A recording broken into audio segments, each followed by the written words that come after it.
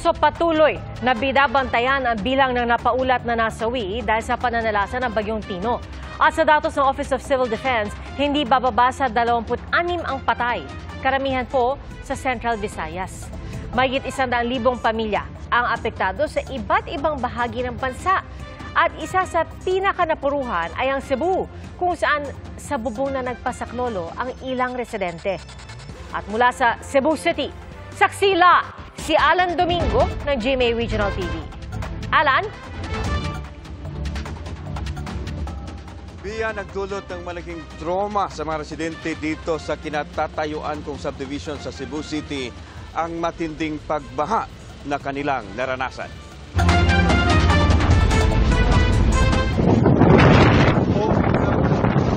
Dahil sa lakas ng agos at taas ng baha kaninang umaga sa sitio ng Catalisay City, tinangay na ang ilang sasakyan. Rumagasa naman ang tubig sa barangay Dublog, kaya ang ilang residente napaakyat sa ikalawang palapag ng kanilang mga bahay. Sa iba pang lugar, may mga residenteng nanawagan ng rescue. Kasunod naman ng pag-apaw ng Mananga River, tumambad sa mga nag-inspeksyong opisyal ang mga nawasak na bahay. Nailikas naman ang mga residente bago pa tumama ang bagyo. Hindi makapunta kong emergency. Pwede please guys. Tabangin. Sa Liloan, napaiyak sa takot ang residenteng ito habang kinukunan ang taas ng baha sa barangay Kutkot. Marami sa mga residente binalot sa trapal ang mga sarili habang naghihintay ng rescue. Maladagat ang baha sa barangay Hubay. Doon sinagip ng Red Cross ang mga stranded sa ikatlong palapag ng isang bahay. Rumagasa rin ang sapa sa sitio Pulang Bukid sa Mandawi City. Umabot ang tubig sa ikalawang palapag ng mga bahay sa tabi ng sapa. Sa barangay Alang-Alang, nadaganan ng mga nabuwal na puno ang isang nakaparadang kotse. Nagpasaklulo rin ang ilang taga-sitio Galaxy sa barangay Danglag sa bayan ng Konsolasyon. Sa National Highway, abot baywang ang kulay tsokolating baha kaya walang magkadaang sasakyan.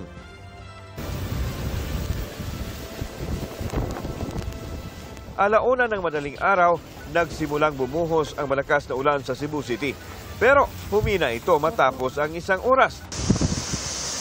Bandang alas 4 ng umaga, nang muling bumuhos ang torrential rain o malakas na ulan hanggang maglandfall ang Bagyong Tino kaninang 5:10 a.m. sa bayan ng Borbon.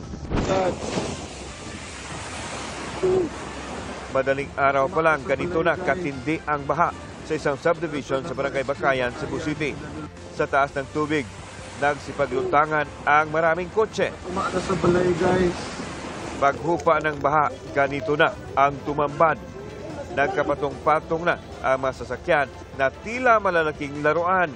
Maraming residente ang kinakailangang sakluluhan. Inuna ang mga matatanda, may mga karamdaman, mga bata at babae. Gamit ang rescue equipment, isa-isang dinala ang mga stranded na residente palabas ng kanilang bahay. Pagsuod lagi sa tubig yun, amo to kanang alas 4. Diha nagidapita ang tubig ni Saka gig Mayo kay wag sila gabantay. Ayon sa mga residente, alas 4 kaninang madaling araw nang maramdaman nila ang Bagyong Tino.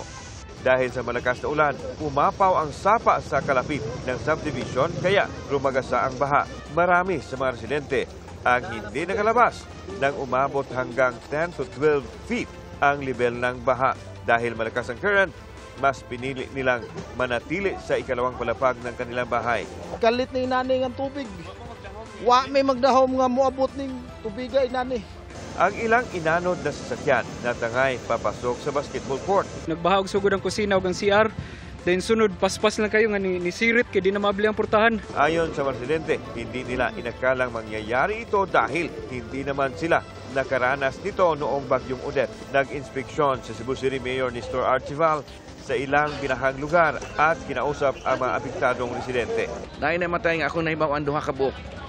Pero dili pa nato na ma-confirm kay wa mo klaro nga communications. Sa sitio Tigbaong sa barangay Talamban na recover ang bangkay ng isang lalaking inanod ng baha. Sambag na tumba ba dito rin siya na pasok. Pero sa naitubig? Oh, na tubig sir. Ang baha ba ni lapaw naman sa amuas. Inano din ng baha ang 10 bahay sa Sitio Tigbao. Flooring na lang ang natira sa bahay ni Danilo. Kadlaw na, purti naman kusuga. Wala lang ko balik dire. Naluno din ang kalabaw ng pamilya ni Victor Mingo. Si Victor mismo muntik nang anurin ng baha, pero nakaakyat siya sa kawayan at nasagip. Pinasok din ng baha ang ground floor ng Our Lady of the Sacred Heart Parish Capitol. Rumagasa rin ang tubig sa Barangay Tisa. Sa Danao City, nagsilutangan din ang mga gamit sa kalsada dahil sa malawakang pagbaha. Nalubog pati National Highway sa Barangay Estaca sa bayan ng Compostela. Pati fire truck na sakay ng mga magre-rescue na dala ng agos ng tubig.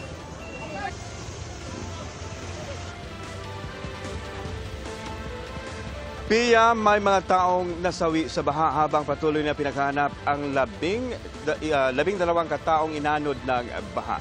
Mula dito sa Cebu City, ako si Alan Domingo ng GMA Integrated News at GMA Regional TV, ang inyong saksi.